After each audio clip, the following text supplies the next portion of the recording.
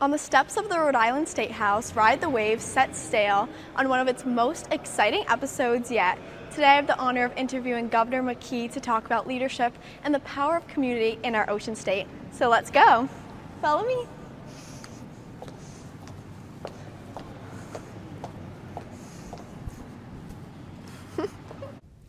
Hello everyone and welcome back to Ride the Wave with Ocean. Today I'm at the State House with Governor McKee. I'm so excited, so let's get into it. Do you want to start by introducing yourself? Yes, well thank you very much for having the invite to be on Ride the Wave. I like the idea of Ride the Wave. I'm Governor Dan McKee, the governor of the state of Rhode Island. Amazing. So I want to start in the beginning of your journey. What inspired you to pursue a career in public service and how has that journey shaped who you are today?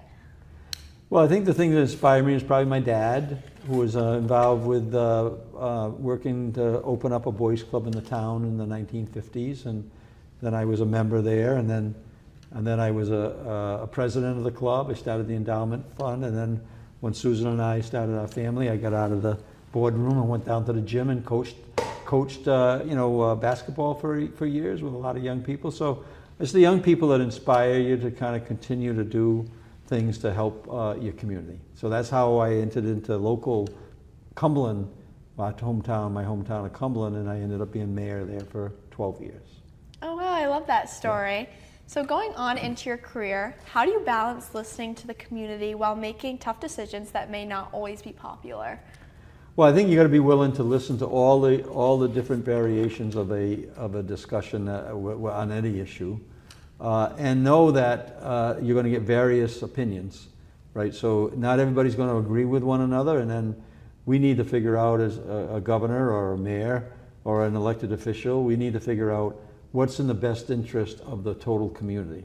And then once you feel as though you've arrived at that point, then you need to really explain why, and it's important that you do make a decision. In this world, we don't. In the world as a governor, you don't get the punt. You don't get to say, "Oh, I don't have to decide on that." You've got to be willing to take a position based on the input you get, and then explain why to those who support the decision and those who don't support the decision. Yeah, that's super important. And adding on to that, what are your top priorities right now for Rhode Island during your time as governor? Well, we have a Rhode Island 2030 plan, and that is a plan that talks about really raising academic and opportunities for young people so that they reach their potential in the state. And we have a Learn 365 program that helps support that, which is a great deal of strategy so that in every home, every day, learning matters.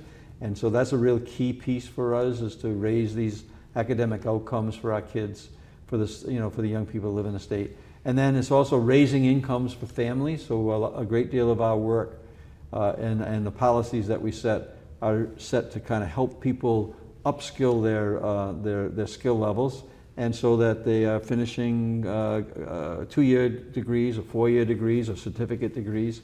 And so raising incomes is another piece of the Rhode Island 2030 plan, and also make sure we're healthy and doing everything we can to make sure that we stay a state that is delivering good health care strategies for the people who live in. And then finally, it's building things. So we want to be building things, putting people to work at good paying jobs, and then have those that work, whether we're building schools or whether we're building businesses or we're building down Quonset or we're building down the fisheries, down in Galilee. We want to make sure that the things we're building pay off for dividends, for decades to come. Yeah, amazing. Yeah. I'm all for that. So kind of with that, what's a recent moment or accomplishment in Rhode Island that made you feel especially proud as a governor?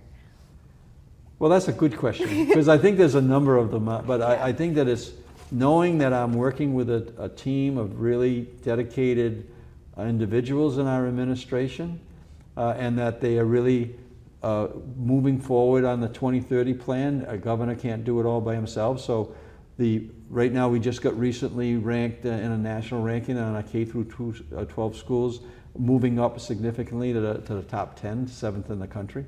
I think that's an accomplishment that I'd like to share with Ride, the Commissioner Infante Green and her staff, along with all the educators in the state. But our staff in my office helped make that happen.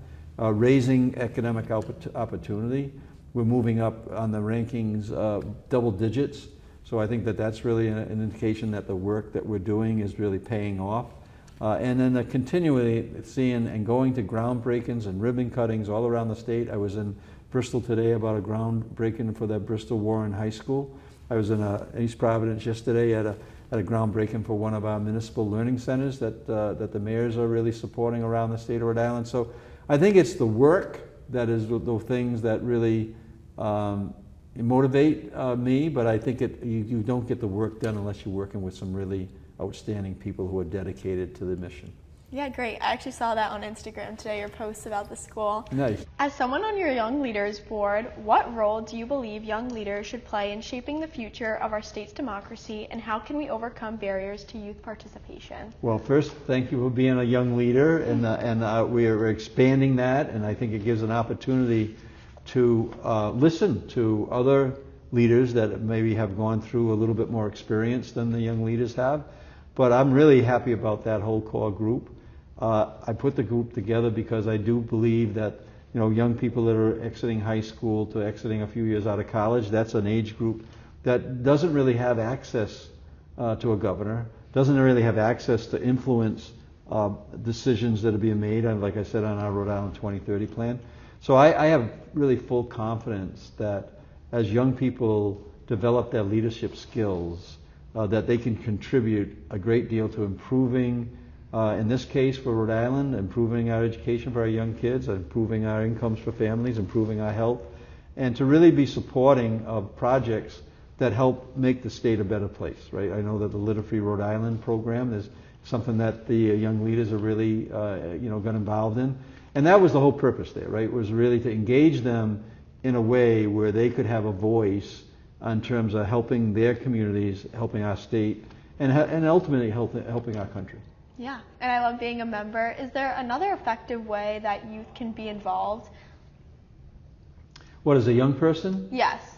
Yeah, well, I think that just like I did, I mean, there's boys and girls clubs in virtually every community. So volunteering into the community, whether it has to do with maybe the boys clubs or Girl Scouts, or I was down at Camp Yago last week, working with hundreds of kids, meeting with them that were on a summer camp and learning leadership skills. So I would say volunteering into your communities, into your church groups, into your different nonprofits, volunteering on a campaign. I think that's it opens up the eyes of how democracy works and how the whole process that we elect people works. So there's multiple ways that I believe that young people can be very productive. Mm-hmm. And you talked about community. Rhode Island has such a strong sense of community. What do you think makes it so unique compared to other states? Well, I think that our geography really makes us unique. We have 400 plus miles of ocean frontage, which allows us to really enjoy the blue economy, and so that's something that other states don't have. Clearly, our backyard is the Atlantic Ocean, and using the wind power and other things like that in the defense industry. But I think what's unique to us is the fact that we are a community made up of multiple communities, right? So we talk about diversity as being an important ingredient. But I'm at a Dominican parade on Sunday morning. I'm at an Italian festival. I'm at an Irish. So when you start adding up all the different constituent bases that make up our great state, I think that makes us unique, because I don't think there's a more diverse state in the country. And I think that we all do value the principles that this country was founded on. And that brings all these communities together in a way that really helps us enjoy our lives, and also to support others so that they enjoy theirs as well. Yeah, I love that. And if someone had never been to Rhode Island and knew nothing about it, how would you describe it to them, and what would you recommend them do while visiting? Like coffee milk? Yeah. Clam cakes, stuffies. I would just say that if somebody's coming to the state, they can be in a spot where they be centralized on the arts and the music, being here in Providence and Westerly and other, and then also they can be on a boat that the ferry that can bring them from Providence Port all the way to Newport, and they can actually see our landscape along from the frontage of our coastline. So I think that what makes us really unique and people would really enjoy is the fact that they can be in multiple parts of the state over a short period of time and experience food and entertainment, and they can experience great golf courses and the ocean and everything and all our beaches. So we have so much to offer, and people can kind of see that in a relatively short period of time. But I find that people who visit here, they want to come back. Mm-hmm. And I find people who live here, even if they actually go away for school or whatever it is, they want to come back and actually set their roots here in our state, the Ocean State. Yeah, it's the best here. And your last question, it's kind of a fun one. Yes? What's one thing people might be surprised to learn about you? That's interesting. Well, I think I'm left-handed. But people think maybe they wouldn't think that. I also am a grandfather. So, and our family is really important, and Mabel James is our granddaughter. Susan and I have been married for over 50 years, and we think that the family is really important. So I don't think that it would really surprise people who know me that our families are really important. My family is really important to me, just like your family is important to you. Yes, definitely. Well, I love that. Thank you so much for being on the podcast, Ride the Wave. All right. And thank you, Miss Rhode Island team.